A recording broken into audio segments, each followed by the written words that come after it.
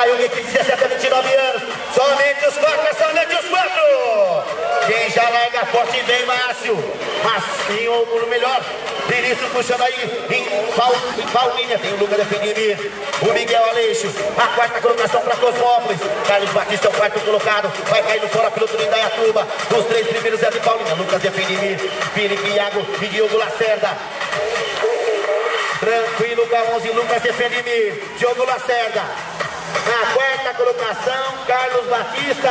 Vai fora o piloto de Indaiatuba. O Miguel Aleixo. O Túlio e o John. Passando aí. Mudou tudo. Só a chegada para definir. Caiu o guinte para eles. Ricardo Freitas, Eduardo Liberal. Euler Vieira.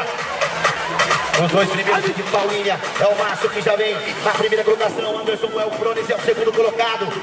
É ali a terceira posição. O quarto colocado, Marcelo Carvalho, Giovanni Vieira, Antônio Carlos Araújo. Piloto de Leme, Eduardo Liberal, tá ali pela quinta posição. O Antônio Araújo vai cair fora os dois primeiros de Paulinha. Márcio Souza e Anderson Pontes. Na terceira, final 9 para ele. Tem o Euler de Sorocaba. Com a 109 chegando Giovanni. Vamos ver se passa na quarta posição. Passando o Giovanni. Silêncio, agora ele.